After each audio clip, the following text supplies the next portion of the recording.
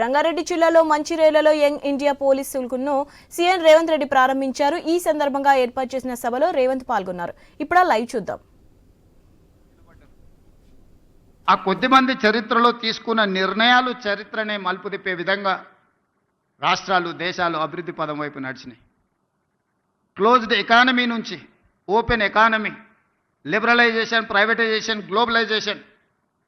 ఆనాడు మన బిడ్డ పివి నరసింహారావు గారు, తెలంగాణ బిడ్డ, ఈ దేశానికే దార్శనికుడుగా మారి ప్రపంచానికే పోటీ పడే దేశంగా తీర్చిదిద్దినవాడు పివి నరసింహారావు గారు. ఈరోజు దేశంలో ఎవరికి ఇష్టం ఉన్నా లేకపోయినా, వారికి నచ్చినా నచ్చకపోయినా, పివి నరసింహారావు గారి పేరు తీసుకోకుండా లిబరలైజేషన్, ప్రైవేటైజేషన్, గ్లోబలైజేషన్, ప్రపంచ దేశాలతో భారతదేశం పోటీ పడుతున్న విషయాన్ని ప్రస్తావించలేరు. అది వారి యొక్క విజ్ఞత. ఈ పరిణామ క్రమంలో ఈరోజు ఇక్కడ ఉన్న ఐఏఎస్, ఐపీఎస్ అధికారులతో పాటు ఇక్కడికి వచ్చిన అందరినీ నా సూటి ప్రశ్న, మన భవిష్యత్ తరాలకు ఏం అవసరం ఉందో ఆ ప్రణాళికలు సిద్ధం చేయడమే పాలకులుగా మా మీద ఉన్న బాధ్యత. ప్రజలు మాకు ఇచ్చిన అధికారం మీ మీద పెత్తనం చెలాయించడానికి కాదు. ప్రజలు ఇచ్చిన అధికారం ప్రజలకు ఉపయోగపడాలి. ప్రజల శ్రేయస్సు కోసం మేము విధి విధానాలను సృష్టించాలి. ఆ విధి విధానాలు భవిష్యత్ తరాలకు ఉపయోగపడాలన్న ఆలోచనే మా ప్రభుత్వం యొక్క ఆలోచన, ప్రజాపాలన యొక్క విధానం అని చెప్పి నేను ఈ సందర్భంగా చెప్పదలుచుకున్నాను. అందుకే ఈరోజు ఒక్కొక్కరికి ఒక బ్రాండ్ ఉంది అనేదైతే అంటున్నారు. ఈరోజు నా బ్రాండ్ యంగ్ ఇండియా. అందుకే ఈరోజు యంగ్ ఇండియా స్కిల్స్ యూనివర్సిటీని మనం మొదలు పెట్టుకున్నాం. యంగ్ ఇండియా స్పోర్ట్స్ యూనివర్సిటీని మనం మొదలు పెట్టుకుంటున్నాం. యంగ్ ఇండియా స్పోర్ట్స్ అకాడమీని మనం మొదలు పెట్టుకుంటున్నాం. నేను సౌత్ కొరియా విజిట్ చేసిన ఈ మధ్యకాలంలో మా మిత్రుడు శ్రీధర్ బాబు గారితో. హార్డ్లీ ఆ దేశం యొక్క జనాభా 10 to 12 మిలియన్స్. అంటే మన హైదరాబాద్లో ఎంత జనాభా ఉన్నారో ఆ దేశం మొత్తం జనాభా 1,20,00,000 మంది. కానీ ఒలింపిక్స్లో 32 మెడల్స్ వచ్చినాయి వాళ్ళకు. భారతదేశానికి గోల్డ్ మెడల్ గుండు 0. 140 కోట్ల జనాభా ఉన్న భారతదేశం ఒలింపిక్స్లో ఒక గోల్డ్ మెడల్ కూడా తేలేదు అని అంటే ఈ దేశం నిజంగా నిశ్చితంగా ఆలోచన చేయాల్సిన అవసరం ఉన్నదా లేదా ఈరోజు పాలకులు ఆలోచన చేయాలి. ఒక చిన్న దేశం. నేను అక్కడ సౌత్ కొరియన్ స్పోర్ట్స్ యూనివర్సిటీ ఒక 30 acres క్యాంపస్, జస్ట్ ఆ స్పోర్ట్స్ అకాడమీని నేను చూడడానికి వెళ్తే అక్కడ ఒక అమ్మాయి కలిసింది నాకు. ఆ అమ్మాయి ఆర్చరీలో 3 గోల్డ్ మెడల్స్ సాధించింది. ఒక కాలేజ్ కిడ్ ఆ దేశం యొక్క ప్రతిష్ట 3 బంగారు పతకాలు సాధించి సౌత్ కొరియాను ప్రపంచ పటంలోనే గొప్పగా నించోబెట్టినప్పుడు 140 కోట్ల జనాభా ఉన్న ఈ దేశం ఒక గోల్డ్ మెడల్ సాధించలేదు అని అంటే నిజంగా ఈరోజు మనం ఏ ప్రణాళికల మీద ఆలోచన చేయాలనో మనందరం విశ్లేషించుకోవాల్సిన అవసరం ఉన్నది. ఇవాళ ఫీ రియంబర్స్మెంట్, ఇతర పథకాలు, లేకపోతే మన ఆర్థిక స్తోమత పెరగడం వల్ల తల్లిదండ్రులకు పిల్లల యొక్క విద్య మీద ప్రత్యేకమైన దృష్టి సారించడం వల్ల మన స్పెండింగ్ కెపాసిటీస్ పెరిగినాయి. లేదా మన ఆదాయాన్ని మొత్తం పిల్లల చదువుల కోసమే పెడుతున్నాం. కానీ చదువుకున్న పిల్లలకు చదువుకు తగ్గ ఉద్యోగము, వృత్తి నైపుణ్యం ఉన్నదా అంటే లేదు. There is an gap between demand and supply. ఈరోజు ప్రతి సంవత్సరం మన దగ్గర ఉన్న 175 ఇంజనీరింగ్ కాలేజీల నుంచి 1,10,000 మంది ఇంజనీరింగ్ గ్రాడ్యుయేట్లను తెలంగాణ రాష్ట్రం ఉత్పత్తి చేస్తుంది. ఇందులో నాణ్యత ఎంత అని అంటే ఎవరి దగ్గర దీనికి జవాబు లేదు. Just like that engineering graduate పట్టా తీసుకొని వస్తే వాళ్ళ తల్లిదండ్రులు పాపం గ్రామీణ ప్రాంతాలలో మా పిల్లవాడు ఇంజనీరింగ్ చదువుకున్నాడు. ముఖ్యంగా నా నియోజకవర్గం నుంచి పేదవాళ్ళు వస్తుంటారు, సార్ నువ్వు ముఖ్యమంత్రి గారివి ఎలాంటి పెద్ద కంపెనీలకు చెప్తే మా పిల్లోడికి ఉద్యోగం వస్తుంది. ఆ కంపెనీ వాళ్ళతో మాట్లాడితే వాళ్ళు అతన్ని ఇంటర్వ్యూ చేస్తే ఆయన అప్లికేషన్ ఫామ్ కూడా నింపుకోలేకపోతున్నాడు. సార్ ఏ రకంగా ఉద్యోగం ఇవ్వాలి, మేము ఈ బరువును మోయలేము, మేము ఒక మనిషిని తీసుకుంటే డబ్బులు కాదు, ఆఫీస్లో ఒక కుర్చీ, ఫ్యాను, ఏసీ, అతనికి కావాల్సినవి అన్నీ ఇస్తే ఇట్లా ఒక 10 మంది మా సంస్థలో చేరినంటే మా సంస్థ ఉద్యోగాలు ఇచ్చుడు కాదు, మేము ఉద్యోగాలు ఎత్తుకుంటూ పోవాల్సి వస్తుంది సార్ అని చెప్తున్నారు వాళ్ళు. అందుకే ఈరోజు ఆలోచన చేసి 1,10,000 మంది ఇంజనీరింగ్ గ్రాడ్యుయేట్లను ప్రతి సంవత్సరం తయారు చేస్తున్న తెలంగాణ రాష్ట్రం వాళ్ళకి సాంకేతిక నైపుణ్యం నేర్పించాలి. ప్రపంచ దేశాలలో ముఖ్యంగా మిడిల్ ఈస్ట్ కంట్రీస్లో డెవలప్డ్ కంట్రీస్లో కూడా చాలా ఆపర్చునిటీస్ ఉన్నాయి. కానీ డిమాండ్ సప్లైలో ఉన్న గ్యాప్తో మనం ఏం చేసుకోలేకపోతున్నాం. అందుకే ఆ గ్యాప్ను ఫిల్ చేయడానికి, డిమాండ్ అండ్ సప్లైలో ఒక బ్రిడ్జ్ బిల్డ్ చేయడానికి యంగ్ ఇండియా స్కిల్స్ యూనివర్సిటీని మనం ప్రారంభించుకున్నాం.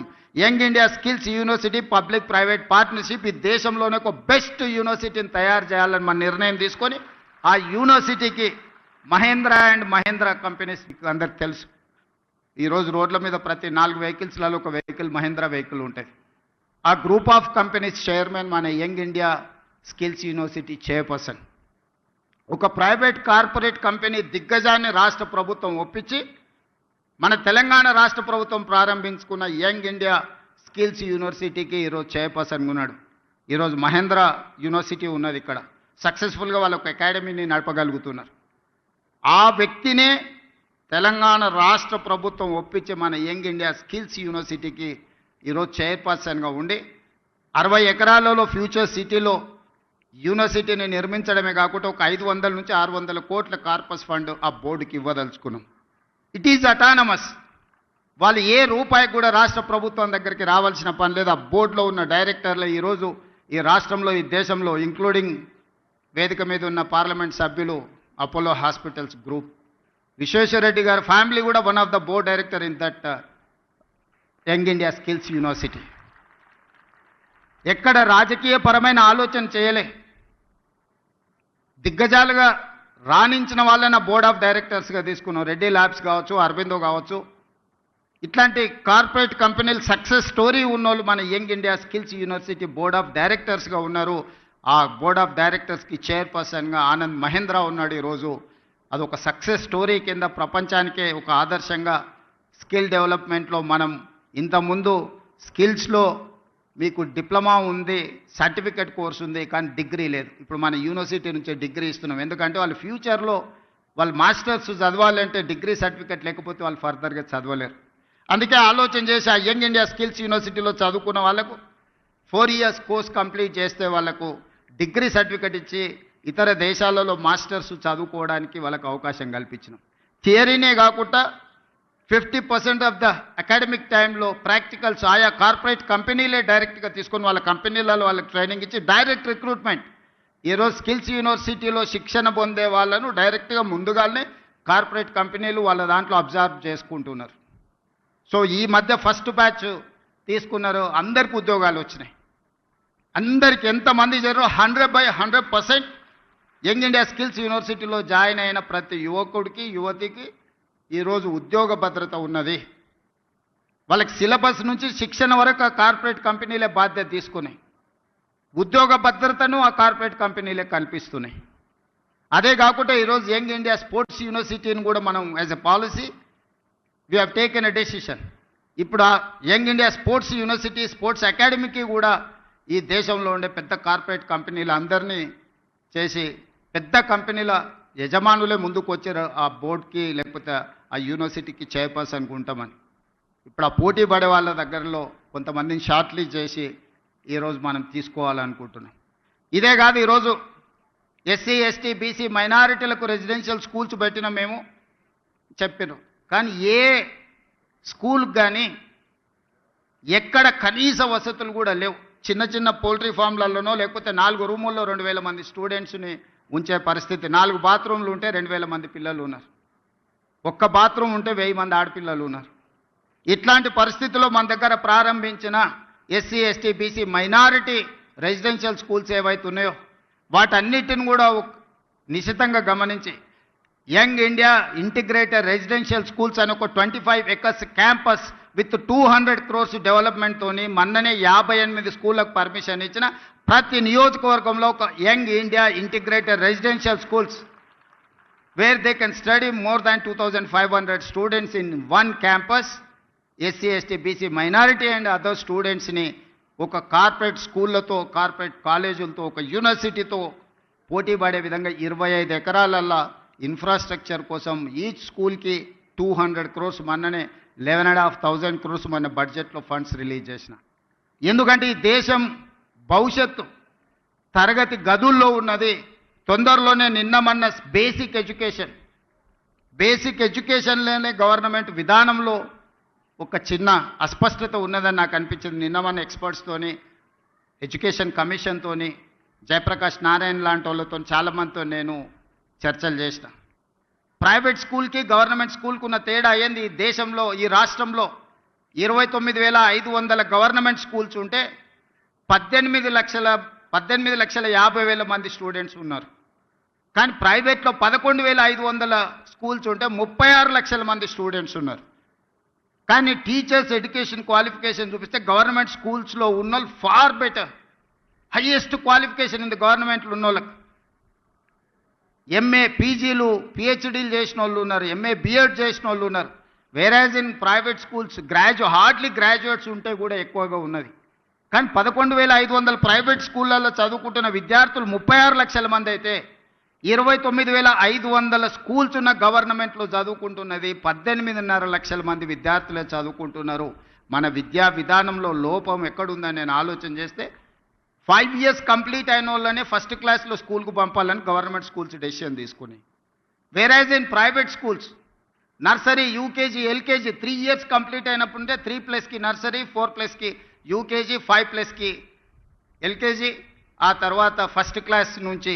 సో ఇనీషియల్గానే తల్లిదండ్రులు వాళ్ళ పిల్లల్ని ప్రైవేట్ స్కూల్కి పంపించిన తర్వాత ఫస్ట్ క్లాస్కి మళ్ళీ తీసుకొచ్చి గవర్నమెంట్ స్కూల్లో చేర్పించే విధానమే మనం మొత్తం దెబ్బతినిపోయినాము.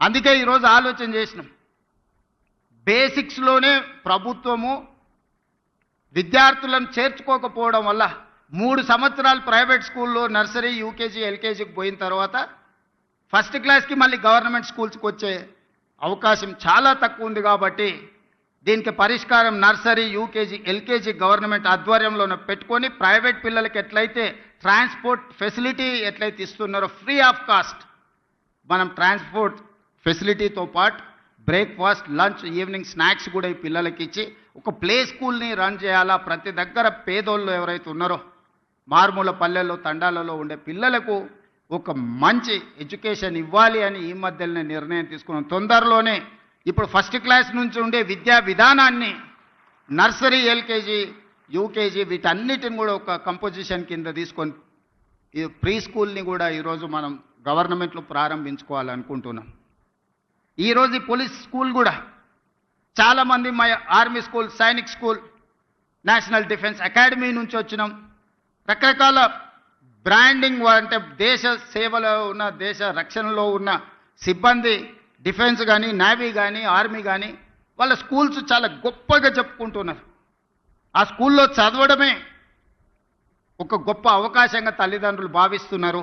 ఆ స్కూల్లో ఉండే పిల్లలు చాలా గొప్పగా, వాళ్ళు చాలా గర్వంగా చెప్పుకుంటున్నారు, నేషనల్ డిఫెన్స్ అకాడమీ నుంచి వచ్చిన, ఆర్మీ స్కూల్ నుంచి వచ్చిన, సైనిక్ స్కూల్ నుంచి వచ్చిన అని. కరెక్ట్, వాళ్ళు బాగున్నారు కాబట్టి చెప్పుకుంటున్నారు. మరి పోలీస్కి ఏమైందని నేను అడుగుతున్నా. మనం కాంపీట్ చేయలేము వాళ్ళతోటి? మనకు శక్తి లేదా? మనకు విజన్ లేదా? పోలీస్ స్కూల్ ఎందుకు కాంపీట్ చేయొద్దు? ఎన్డీఏ స్కూల్తో మనం పోటీ పడలేమా? ఆర్మీ స్కూల్తో మనం పోటీ పడలేమా? వాళ్ళకి ఇస్తున్న ఇన్ఫ్రాస్ట్రక్చర్ గవర్నమెంట్కి ఇవ్వడానికి గవర్నమెంట్కు ఉన్న 3 లక్షల కోట్ల బడ్జెట్లో ఇది ఒక పెద్ద లెక్కన. అందుకే ఈరోజు నేను స్పష్టంగా ఆలోచన చేసి ఇక్కడ వేదిక మీద ఉన్న ఉన్నతాధికారులతో పాటు ఇక్కడ ఉన్న పోలీస్ సిబ్బంది, హోంగార్డ్ నుంచి డీజీపీ వరకు ఉన్న పోలీస్ సిబ్బందిని నేను అడుగుతున్నా, మీ బ్రాండ్ మీరు క్రియేట్ చేసుకోండి. ఎక్కడైనా మీ పిల్లలు కలిస్తే నేను పోలీస్ స్కూల్లో చదువుకుంటున్నాను చెప్పుకునే విధంగా ఈ స్కూల్ని తీర్చిదిద్దాలి. మీకు ఏం కావాలనో గవర్నమెంట్ మీతోనుంది, మీ ముఖ్యమంత్రి మీతోనున్నాడు. మీకు నిధులు కావచ్చు, అనుమతులు కావచ్చు, ఏం కావాలన్నా కేజీ టు పీజీ వరకు మీ పోలీస్ స్కూల్ని మీరు తీర్చిదిద్దుకోండి. నేను ఉన్నంతకాలం మీకు నిధులకు కానీ, అనుమతులకు కానీ ఎలాంటి ఇబ్బంది రాదు అని నేను మీకు మాటిస్తున్నా. ఎందుకు మీ పిల్లలు ఆత్మ న్యూనత భావంతో బాధపడాలి? మా తల్లిదండ్రులు పోలీసు ఉద్యోగాలు చేసుకుంటున్నారని చెప్పుకోవడానికి ఎందుకు వాళ్ళు వెనకంజ వేయాలి? ఈ సమాజంలో అందరికంటే ఎక్కువగా సేవలు అందిస్తున్నది, అందరికంటే ఎక్కువగా రక్షణ కల్పిస్తున్నది, అందరికంటే